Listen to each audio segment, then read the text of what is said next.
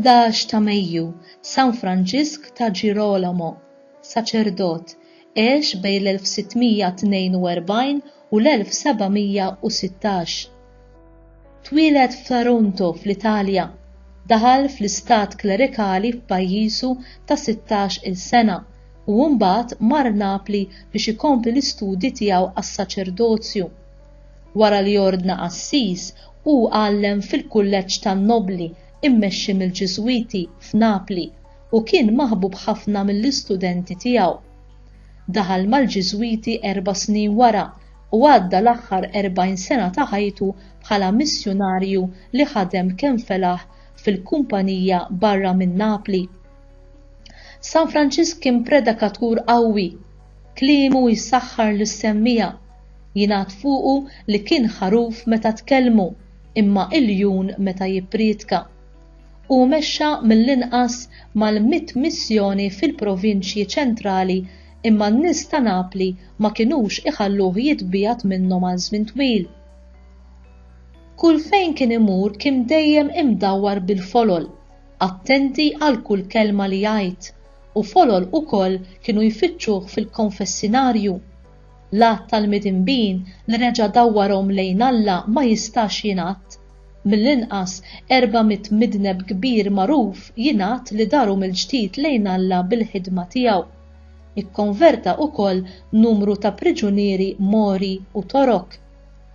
San Franġisk waqqaf ukoll organizzazzjoni ta' rġiel biex tgħin lill-Ġiżwiti fil-ħidmiet tagħhom. Waqqaf fond ta' karità lejn il-fqar, setgħu jisselfu b'aktar kumdità u salva għadd kbir ta' tfal minn qadiet li fihom faċilment setgħu jitilgħu delikwenti.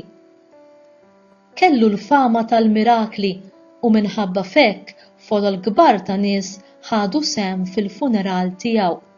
Huwa miet fil-11 ta' Mejju tas-sena 1716 meta kellu 74 sena. Ġie ikkanonizzat fis-sena 1839.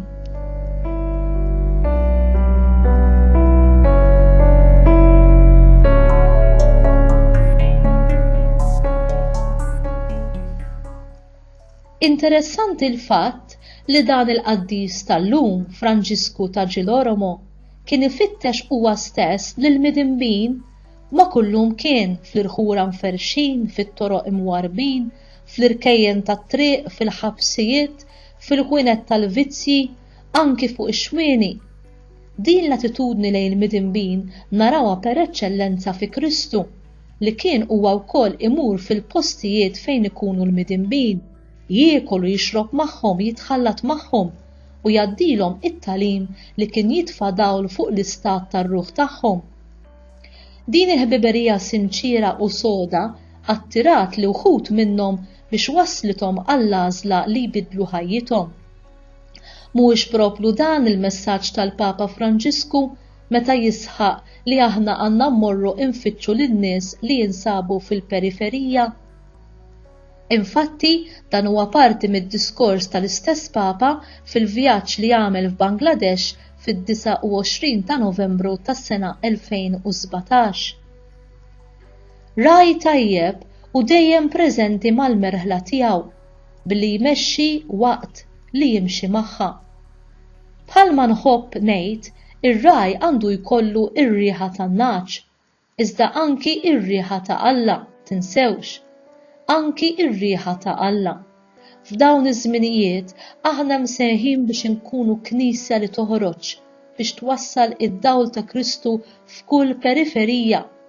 Mimlijin imħabba fl-impenn tagħkom ta' kuljum imsejħin biex tkabbru il-merħla fil-qdusija, fil-fediltà u fi-spirtu ta' servizz. Komplu u ħolqu inkulturazzjoni għaqlija tal-messaġġ evanġeliku fil-ħajja ta' kuljum u fit-tradizzjonijiet tal-komunitajiet lokali tagħkom. Il-kontribut tal-katekisti f'dan il-qasam huwa importanti ħafna u tinsewx li il-katekisti huma il-pilastri f'kull parroċċa tal-evanġelizzazzjoni. Fuq kollox nixtieq nitlob minnkom impenn speċjali fl-akkumpanjament taż-żgħażagħ.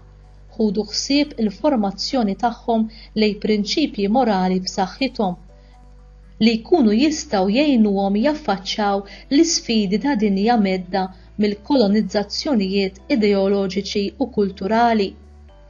Aħdmu biex il-komunità Kattolika tkun tista' tkompli tkopri rwol kostruttiv fil-ħajja tas-soċjetà billi semmaw il-vuċi tagħkom fil-kwistjonijiet ta' interess nazzjonali, mod partikolari billi tinsistu fuq ir-rispett lejn id-dinjità u d-drittijiet ta' kulħadd, speċjalment l-aktar fqar u vulnerabbli.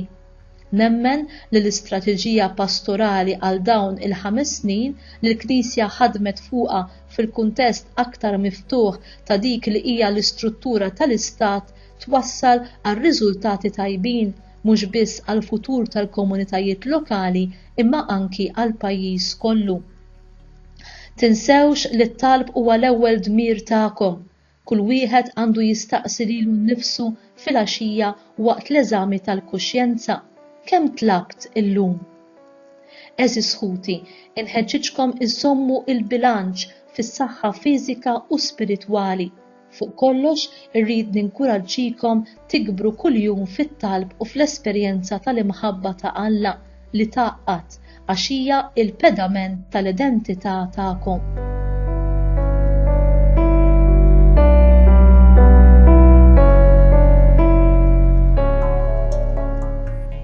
Talba. Oraj tajjeb u ħanin, fuq l-eżempju tiegħek San Franġisk ħaħsib imur ifittex in-naċ il-mitlufa tal-merħla tiegħek biex bil-predikazzjoni u bis-sagramenti jikkonverti bosta minnhom lejk biex bekk isalvaw ruħhom. Atina dan l-istess spirtu fi żminijietna biex ma nejjew qatt infittxu in-naċ li ntilfu u nreġġawhom lura għandek. Nitolbuk dan bi Kristu Sidna. Amen.